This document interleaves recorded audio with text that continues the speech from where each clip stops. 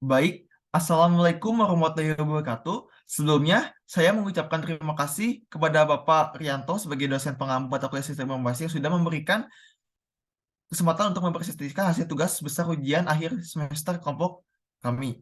Saya Rizky Irfan Aludin dengan NPM 217006072 yang akan bertugas sebagai moderator dan juga materi pada presentasi kelompok hari ini bersama rekan saya yaitu Saudara Haris Setiaji dengan NPM 2170073 yang bertugas sebagai pemateri dan ada Saudara Yopi Pradya Sandiana dengan NPM 2170081 yang sebagai mendemokan prototipe di mana kelompok kami akan membahas mengenai perancangan dalam peningkatan pelayanan proses pembuatan IKTP. Baik, langsung saja kita bahas ke bagian pertama. Baik, bagian pertama latar belakang proses pembuatan IKTP atau kartu tanda penduduk merupakan salah satu aspek penting dalam pelayanan publik Indonesia. Namun proses tersebut masih menghadapi beberapa kendala termasuk antrian panjang, waktu pelayanan yang lama, dan potensi kesalahan data dalam upaya peningkatan efisiensi dan kualitas layanan. Nah, dalam eh, usaha pengefisien ini, perancangan dalam peningkatan proses pembuatan IKTP dengan memanfaatkan teknologi informasi dan juga menjadi langkah yang strategis. Maka dari itu, kelompok kami akan melakukan analisa dan perancangan terhadap permasalahan tersebut. Next. Nah, tujuan dari perancangan sistem tersebut yang pertama adalah meningkatkan efisiensi pelayanan publik, yang kedua adalah memperbaiki kualitas layanan, yang ketiga adalah meningkatkan akurasi dan ketepatan data, dan yang keempat adalah menerapkan teknologi yang relevan dalam perancangan peningkatan pelayanan proses pembuatan IKTP. Lalu selanjutnya ada manfaat perancangan sistem. Yang pertama ada tentunya menjadi efisiensi yang lebih tinggi. Yang kedua ada keamanan data yang lebih baik. Yang ketiga ada kemudahan akses tentunya. Dan keempat ada peningkatan kepercayaan masyarakat. Baik, sekian materi dari saya. Selanjutnya ada pemaparan as is atau to be yang akan dipaparkan oleh Saudara Haris Setiaji. Kepalanya saya persilahkan. Baik, terima kasih kepada moderator yang telah mempersilahkan saya untuk menjelaskan. Di sini dapat kita lihat terdapat swimlane dari proses SIS yang terbagi pada tiga pihak, yaitu dari pihak pemohon, kemudian dari pihak kelurahan atau desa, dan terakhir dari pihak Disduk Capil. Next. SIS ini merupakan gambaran dari tahapan proses pembuatan IKTP yang digunakan saat ini. Sehingga dari sana, kami dapat kembangkan dalam proses 2B agar sesuai dengan tujuan yang kami inginkan. Dapat dilihat di sini terdapat swimlane dari proses 2B yang terbagi pada 4 bagian, yaitu dari pihak pemohon, kemudian sistem aplikasi, lalu dari pihak kelurahan atau desa, dan terakhir dari pihak Disduk Capil.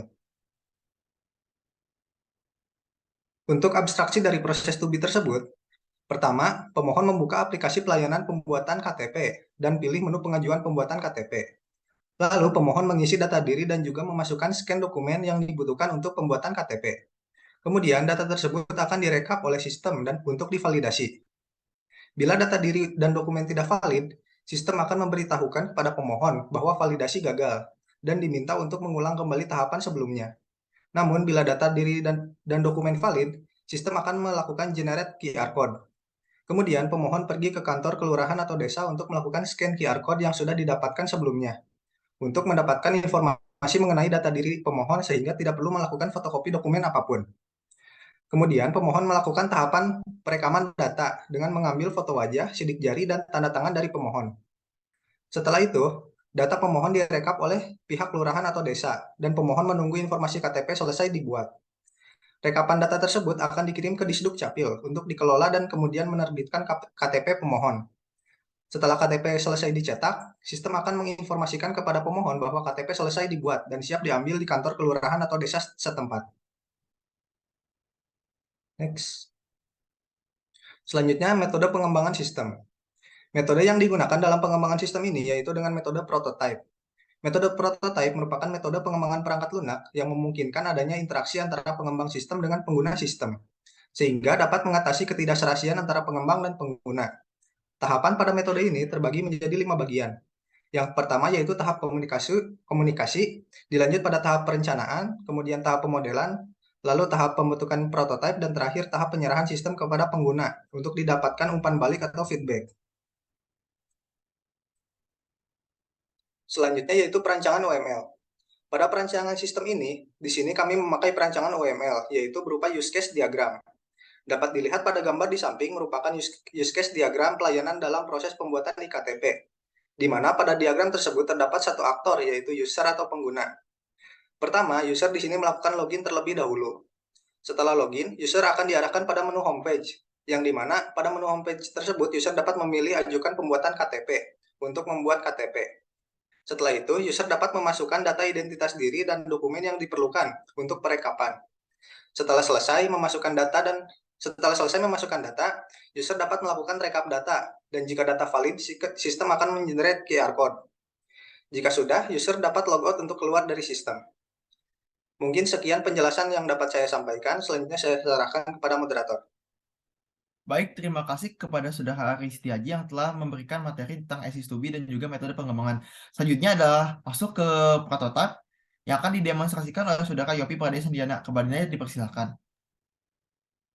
Baik, terima kasih moderator atas kesempatannya. Saya akan mendemonstrasikan prototipe aplikasinya. Pertama-tama, user akan masuk ke dalam aplikasi dan login menggunakan email dan password yang sesuai. Bila belum punya akun, dapat memilih bagian sign up untuk melakukan tahap pembuatan login. Setelah login berhasil, aplikasi akan menampilkan beranda dengan tampilan seperti di layar, dengan terdapat beberapa layanan utama seperti ajukan buat iktp baru, perubahan data iktp, kemudian kehilangan iktp, dan ganti iktp baru. Kita akan mencoba untuk ajukan buat iktp baru. Di sini user akan masuk ke tahap pengisian data. User harus mengisikan data-data yang diperlukan dalam pembuatan iktp. Bila sudah diisikan dengan data yang benar, maka dapat dilanjutkan ke tahap selanjutnya dengan klik rekap data yang nantinya akan konfirmasi terlebih dahulu. Bila belum, maka akan tetap di tahap pengisian data, tetapi bila sudah nanti akan masuk ke tahap selanjutnya. Kemudian tahap selanjutnya yaitu tahap pengumpulan berkas. User harus mengisikan berkas ke aplikasi sesuai dengan apa yang dibutuhkan oleh sistem. Bila sudah dikumpulkan, maka dapat dilanjutkan dengan klik rekap data, dan pada bila konfirmasi dapat dilanjutkan dengan mengklik sudah. Selanjutnya akan masuk ke proses lanjutan. Proses ini berisi proses-proses yang membutuhkan waktu untuk tiap prosesnya, dan selesainya pun akan bertahap, dimulai dari verifikasi data dan berkas yang bila selesai maka akan mengenerate atau menghasilkan QR code yang dapat dipakai pada tahap perekaman data. Bila perekaman data sudah dilakukan, maka akan masuk ke perekaman data, dan yang terakhir akan mencetak iktp, dan iktp dapat diambil oleh pemohon atau pengaju. Kemudian di aplikasi ini juga terdapat menu laporan yang digunakan oleh user untuk melaporkan sesuatu yang berkaitan dengan masalah akun, aplikasi, layanan, ataupun lainnya yang berhubungan dengan layanan aplikasi. Kemudian ada juga menu proses yang berisikan mengenai informasi proses yang sedang dilakukan oleh user. Kemudian ada juga menu profil yang berisikan hal-hal yang berkaitan dengan pengaturan, bantuan, ulasan, dan juga bilah untuk logout. Kemudian ada juga menu notifikasi yang berisikan informasi sehingga user mengetahui informasi yang berkaitan dengan layanan aplikasi ini. Sekian dari saya kembalikan ke moderator. Baik, terima kasih kepada Yopi Pradesandiana yang telah mendemonstrasikan aplikasi. Berikutnya ada masuk ke kesimpulan. Kesimpulannya adalah perancangan aplikasi dalam peningkatan pelayanan proses pembuatan iktp memiliki potensi besar untuk meningkatkan efisiensi, kualitas, dan kepuasan pelanggan dalam layanan publik, khususnya kepada proses pembuatan iktp. Perancangan aplikasi ini memberikan manfaat berupa efisiensi, pelayanan, akurasi data yang baik, dan peningkatan kualitas layanan dan keamanan data yang terjamin. Dan juga tentunya kemudahan akses dalam prosesnya.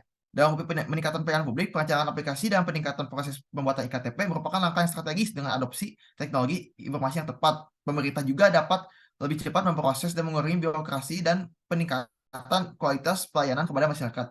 Mungkin sekian presentasi dari kelompok kami. Mohon maaf bila ada salah kata yang salah atau yang kurang. Assalamualaikum warahmatullahi wabarakatuh.